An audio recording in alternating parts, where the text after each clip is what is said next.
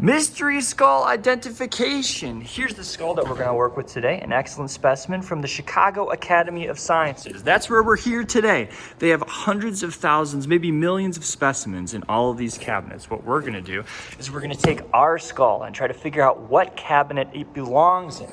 Here's the answer right here. The species is under this post-it note. First things first, do you have any idea what this may be? Think about it. I'll give you a close-up on those teeth. Often that's helpful. Where to go first? In the Chicago Academy of Sciences, they have everything from bat skulls to, if you look over there's a mastodon skull. They got prehistoric stuff, but I think the best thing to do is to take a look at our skull and first try to figure out what class it belongs to. When we talk about classes, we're talking about mammals, reptiles, amphibians, birds, or fish, something like that. If you have any guesses, take a close look, commit it to memory, but what we're gonna do is we're gonna try to find proof. We're gonna do a little bit of a comparison, and we're gonna go on a trip to the teaching collection. The teaching collection is this closet right here. On all of these shelves, there are different sorts of skulls from different sorts of classes. We have mammals over here, there are reptiles and amphibians over here. I'm gonna place our mystery skull right on this table right here, and I've already selected out some specimens that we can compare to, just because at the beginning, it's pretty easy to figure out what you need to compare it to. We have a mammal right here and a reptile right here. This one is a baboon. This one is a sand goanna, which is a lizard that looks like this. The first thing that we need to do is to take our baboon skull. I'm gonna flip it up like this. Here we go. This is the baboon skull, and pay close attention to where we're gonna go on the skull. We're gonna flip it around and look at that hole in the back right there. I need to place this down so I can get a better look. We're looking for the occipital condyles. See right here, if you look at this hole, you'll see that there are kind of two little bumps on the either side. Right here, right there, and right there. Those are the occipital condyles. This is kind of the point of the skeleton where the skull meets the vertebrae. Now, different classes have different occipital condyles. Let's check out this sand goanna so we can understand how many reptiles have. I'm gonna flip it over. Oh, first let's get a good look at it. Oh man. Oh, that's so cool. Okay, sorry. We're gonna flip it over and get a nice good look. I'm gonna flip it over, grab our little pointer, get close up on it. Okay, here we are. Notice there's only one right there. Reptiles have one occipital condyle. Reptiles have one occipital condyle, mammals have two occipital condyles, amphibians also have two, birds have one, and fish have zero. So, now that we know what to compare it to, let's look at our mystery skull, try to figure out how many occipital condyles it has. I'm gonna lift this up, we'll flip that over to the side. I think we're gonna flip it, rest it like this. Now, let's figure out what class this guy could or could not be. Zoom in a bit. We have one occipital condyle here, one occipital condyle here. So if we go back to our list, that means we can eliminate reptiles, birds, and fish. This is possibly in mammals or amphibians. Next step we have to do to figure out exactly if this is a mammal or an amphibian, we take a look at this lower jaw. Lower jaws of amphibians and mammals look extremely different from each other. Here's what I'm talking about. I'm gonna push this baboon skull back. We're gonna take out its lower jaw and take a close look and notice specifically that there are no seams in this guy. It's all kind of made of one consistent bone right here. If instead I look at something different, like, here we go, this hellbender. This is a hellbender skull right here. Hellbenders are kind of giant salamander-ish things that look like this. I'm gonna take this out. We're gonna grab this little piece of its lower jaw, place it down, flip it over so we can get a better look. And if you go real close, let's see if we can get focus on it. Ooh, can you see that seam that runs kind of right down the middle? That suggests that there are multiple bones that fuse together to make this lower jaw. That's a trait of amphibians. Amphibians have lower jaws made out of multiple bones. Mammals have lower jaws that are made out of one bone. Let's look at ours and see what we're looking with. Okay, in, out. All right, if you ask me, this kind of looks like one consistent bone right here, where we don't have many bones fused together. So we in fact do have confirmed a mammal. Okay, so we have a mammal. Let's re-articulate this jaw right here. And the next step is to look for any significant features that might give us any sort of suggestion what cabinet we should go to next. So take a look. Is anything really popping out to you? The trait that is most kind of extreme here, if you ask me, is this giant canine tooth. Now, when you look at a giant canine tooth, you could assume that this is probably a meat eater. All the other teeth are kind of pointy too, which suggests maybe not necessarily an omnivore. So I think we should take this to the canine cabinet and see if we can find anything similar over there. Canines are meat eaters. They're a type of mammal. Inside this cabinet, we're probably going to find something like coyotes or foxes or something like that. They're all in Mammalogy Cabinet 10. Canidae, wolf, coyotes, gray fox, fox. Also, I'm going to place this down, then we're going to get into that cabinet and look around. Place this down right here. Thank you very much. Onto the cabinet, pull it out. Pick it up, place it aside. All right, here's what we have to work with. We have 1, 2, 3, 4, 5, 6 shelves of possible canines. Let's pull the first one, pull it out and see what we have to work with. What are we looking at here? What even are these?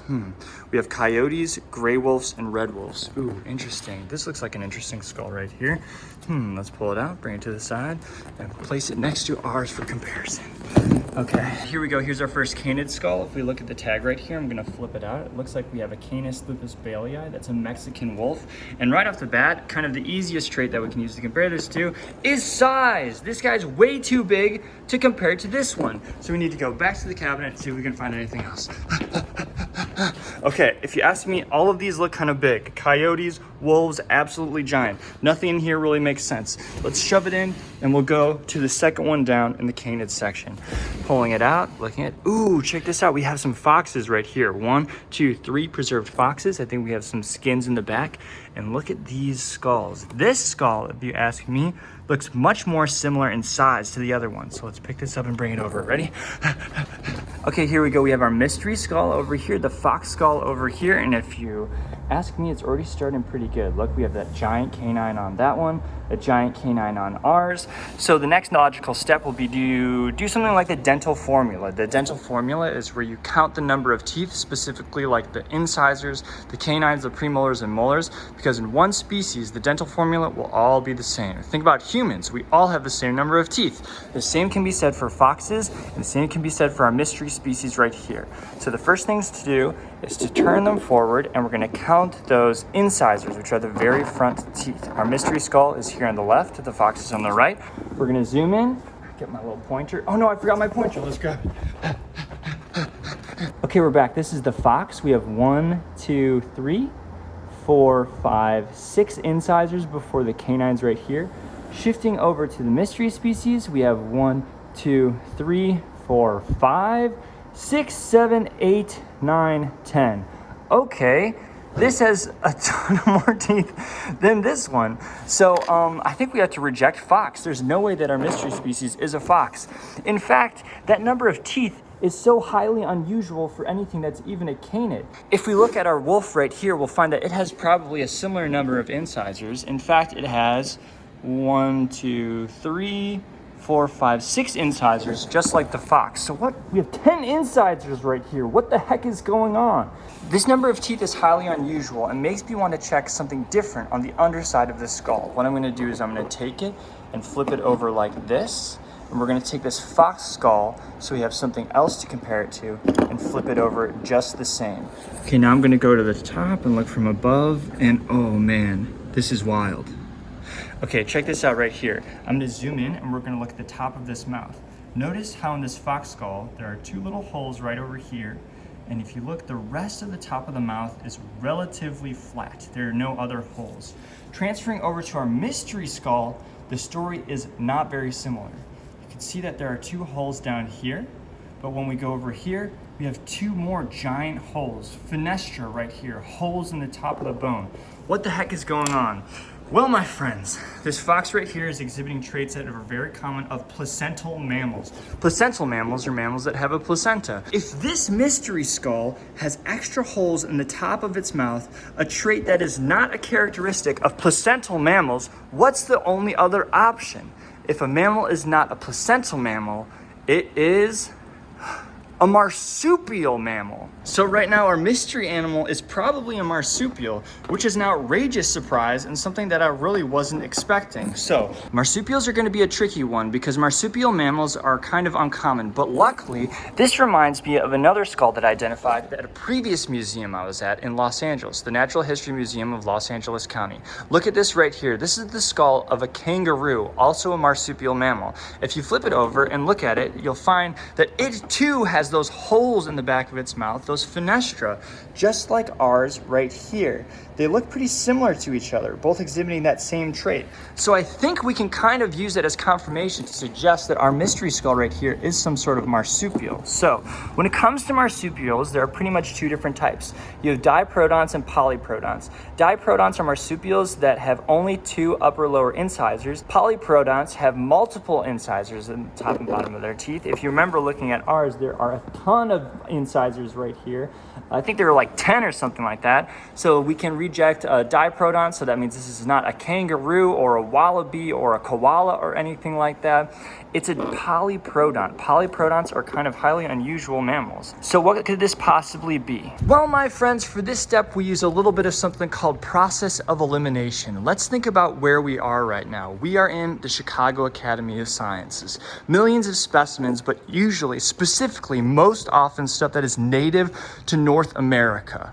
When you think of marsupials, most often you think of Australia. That's your kangaroos and things like that. But we have a North American marsupial. Luckily for us, there's only one North American marsupial that's native to North America that's still alive. And that, my friends, is a Virginia possum. So now all we have to do is check that tag. We're looking for Possum didelphis virginiana. Ready? Hell yeah, buddy! Let's go! Did you get it right? Let me know. And let me know if you'd like to see another. Thanks, guys. Bye.